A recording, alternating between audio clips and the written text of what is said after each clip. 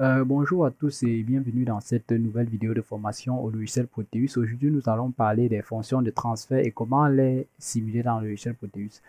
Généralement, beaucoup de personnes négligent la notion de fonction de transfert parce qu'ils pensent peut-être que c'est trop théorique, mais c'est une notion vraiment très fondamentale en électronique et surtout dans notre cas d'application. Généralement, Généralement, pour des circuits tels quels, nous allons juste câbler et alimenter. Souvent, quand que ça fonctionne pas, on dira que c'est un coup de destin, mais c'est pas le cas. Généralement, une étude fréquentielle de ce circuit pourrait nous montrer à quelle fréquence ce circuit ne travaille pas et à quelle fréquence est-ce qu'il travaille très bien. Donc, par exemple, ce circuit-ci, vu qu'il a un filtre passe-bas, qui laisse passer les basses fréquences, bien sûr, et bloque les hautes fréquences. Donc, vu que ce circuit est un filtre passe-bas, euh, il y aura certaines fréquences qu'il ne pourra pas laisser passer. Donc, il y a une limite pour son filtrage. Et cette limite-là est appelée fréquence de coupure et est généralement estimée par l'étude de la fonction de transfert. Donc, cette étude en Proteus, si vous avez l'entrée et la sortie, vous identifiez, pour commencer cette étude, vous identifiez d'abord dans le logiciel Proteus votre entrée et votre sortie. Notre entrée, c'est l'entrée des résistants R1. Nous allons donc y placer une source alternative, généralement parce que une source alternative parce qu'on peut ici moduler la fréquence. Donc, nous allons appeler ça Vin, oui, tout simplement Vin, oui. Et là, nous aurons maintenant besoin d'une sortie. Cette sortie ne sera pas prise au même endroit. Là, nous allons prendre plus la sortie dans Probe Mode. Ce sera plutôt une sonde. Cette fois-ci, la sortie, c'est comme une sonde. Oui. Donc là, nous pouvons appeler ça Vout, tout simplement. Donc, pour obtenir donc l'analyse fréquentielle de ce circuit, nous allons aller dans l'onglet Graph Mode. Nous allons prendre l'onglet Frequency et nous allons dessiner un tableau. Donc, là, vous dessinez tout simplement. Donc, vous cliquez, vous voyez là, je peux dessiner un autre tableau, mais pas nécessaire. Et là, nous allons déplacer l'icône Vout, bien sûr, dans le tableau de fréquence et nous allons faire une édition de propriété. Bon, ceci étant fait, nous allons prendre la source d'alimentation de notre montage. Vous voyez là, il a mis root vin. Dans notre source d'entrée, c'est vin. Ils ont mis root vin, ça ne dérange pas. La fréquence de début, ils ont choisi 10 Hz. Vous pouvez choisir 1 Hz, vous pouvez choisir 1, vous pouvez choisir 10, 100, 1000, ça dépend de vous, mais je vais laisser à 10. Là, l'unité d'évolution, ils ont mis décade, il y a octave, il y a linéaire, vous allez choisir. Décade, c'est le plus utilisé, je vous conseille de le laisser en décade parce que c'est l'unité par défaut utilisée pour les tracés de board et Nyquist et consorts. Donc, ceci fait, vous appuyez sur OK et vous faites un clic droit et vous simulez le graphe ou bien vous appuyez sur la touche espace du clavier. Donc, vous voyez, après avoir simulé le graphe, si vous avez du mal à voir comme moi, vous pouvez maximiser. Donc, quand vous maximisez, vous regardez, si vous regardez un peu, vous voyez que pour des fréquences allant par exemple de 10 jusqu'à 20, notre signal de sortie est restitué correctement. Vous voyez là, la courbe de gain, il n'y a pas d'atténuation sur la courbe de gain. Mais déjà, au-delà de la fréquence de 50 Hz, au-delà de 50 Hz, nous remarquons une très grande atténuation dans notre courbe de gain. Donc, cela veut dire quoi? C'est pas juste théorique, ce n'est pas juste un graphe. Donc, cela signifie que si vous envoyez un signal, par exemple, alternatif à l'entrée des restants R1 avec une fréquence, par exemple ici, là, ils ont dit, par exemple, si vous envoyez un signal alternatif à l'entrée de R1 avec une fréquence par exemple, là, nous avons par exemple quoi? Nous avons par exemple, avec une fréquence de 500 Hz, si vous avez envoyé un signal de 1 volt, à la sortie, vous n'aurez plus du tout la même amplitude. Vous voyez déjà que le gain, la courbe de gain diminue. Vous voyez, là, nous aurons une atténuation de 10 décibels sur la courbe de gain. Donc, le gain correspondant diminuera et indirectement l'amplitude aussi. Donc, si nous mettons ça en pratique, moi je dis indirectement l'amplitude, parce que l'amplitude n'est pas n'est pas directement proportionnelle au gain. Les deux notions ne sont pas directement proportionnelles. Donc, si nous essayons de mettre un peu ça en pratique, nous allons prendre un peu un sine et nous allons placer une fréquence de 50 Hz et une fréquence.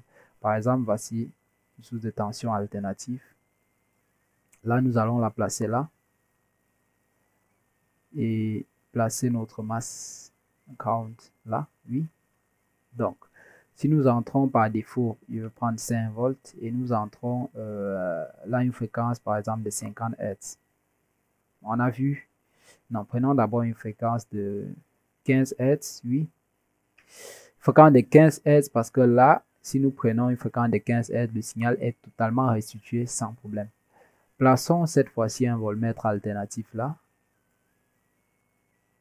Donc AC voltmètre que nous le plaçons ici.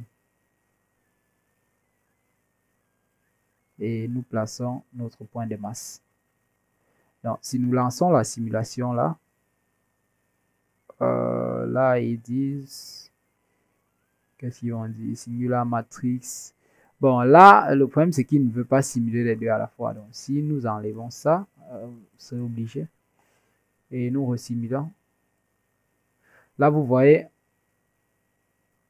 nous avons déjà une faible atténuation, mais l'atténuation ici est due à la résistance d'1 kg. Donc là, c'est la résistance d'1 kg qui crée l'atténuation, mais voilà concrètement ce qu'on obtient pour une fréquence de 15 Hz. Mais ce n'est pas une atténuation en soi, ce n'est qu'une chute de tension qui crée le problème. Donc, si nous augmentons dans la fréquence, par exemple, nous allons mettre là 100 Hz. Mettons déjà 100 Hz, et vous allez voir que des 3,53 volts qu'on avait, on aura une plus grande atténuation. Vous voyez, là, nous sommes déjà à 2,99 volts. Donc, une fréquence plus élevée, même résistance, même capacité, mais vous avez vu que l'atténuation en tension s'est déjà fait ressentir. Donc, si nous stoppons et que nous augmentons également encore la fréquence de peut-être 500 Hz, mettons 500 Hz, ok.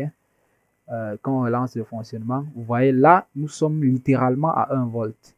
Pour une même résistance, une même capacité, une même source de tension d'entrée, l'atténuation a été plus grande en haute fréquence plutôt qu'en basse fréquence. C'est bien pour cela qu'on appelle ceci un filtre passe-bas. Donc, l'amplitude ici de la tension nous montre l'impact que ça a, mais ce n'est pas un impact direct. L'impact aurait été plutôt visible, très visible plutôt sur le gain. Et le gain qui est le rapport des fonctions de sortie sur la fonction d'entrée, multiplié par 20 log de machin.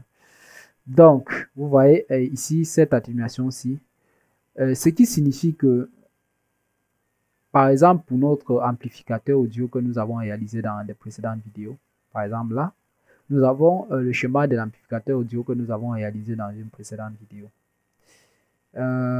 Ici, vous voyez que nous avons, si nous voulons maximiser ça, vous voyez que là, nous avons la réponse en fréquence de notre amplificateur audio. Et cette réponse en fréquence ici se comporte comme un filtre passe-bande. Vous voyez que ça laisse passer une bande de fréquence. Vous voyez là, nous avons une fréquence de 100 Hz et là, nous avons une fréquence par exemple de 5 kHz. Donc, toutes les fréquences comprises entre 100 Hz et 5 kHz seront parfaitement restituées. Et ce qui tombe bien parce que les fréquences entre 100 Hz et 5 kHz sont dans la gamme audible, seront parfaitement restituées par notre fonctionnement. Déjà, les fréquences à 100 kHz seront fortement atténuées et celles même de 500 kHz ne seront même pas amplifiées. Ceci est très important pour notre amplificateur audio parce que c'est vrai que pour cette fois, la gamme de fréquences est large. Peut-être entre 100 Hz et 5000 Hz, on aura toutes les musiques qu'on a l'habitude d'écouter. Mais pour certains fonctionnements, il faudra vérifier la fonction de transfert parce que vous pouvez réaliser ce fonctionnement pratiquement, il fonctionne. D'autres, vous allez réaliser, ils ne fonctionneront pas. Ce ne sera pas forcément à cause des composants ou à cause des connexions ou peut-être à cause des tensions plus VCC moins VCC ou d'un composant. N'accusez plus les composants. Faites l'étude fréquentielle de votre montage. Comme vous avez vu sur le montage précédent, vous avez vu qu'en haute fréquence, ici, nous avons eu une atténuation d'amplitude de tension. Donc, si vous levez trop en haute fréquence et que votre montage se comporte comme celui-ci, comme un filtre passe-bas, il faudra rester vers les basses fréquences. Si votre montage se comporte comme un filtre passe-haut, il faut donc aller vers cette haute fréquence-là que votre montage préfère. Donc, je pense que c'est tout pour cette vidéo. Vous avez vu l'impact que l'étude fréquentielle peut avoir sur, par exemple, un amplificateur audio que beaucoup de personnes réalisent le schéma sans jamais comprendre pourquoi souvent le son est aigu, pourquoi souvent le son est obtus. Souvent, c'est une étude fréquentielle qui manque. Donc, si la vidéo vous a plu, abonnez-vous, vraiment, mettez des likes, ça me fait vraiment plaisir de voir que au fur et à mesure, nous grandissons sur la chaîne, nous grandissons. Et au fur et à mesure, beaucoup de personnes s'impliquent et ça fait vraiment plaisir. À très bientôt.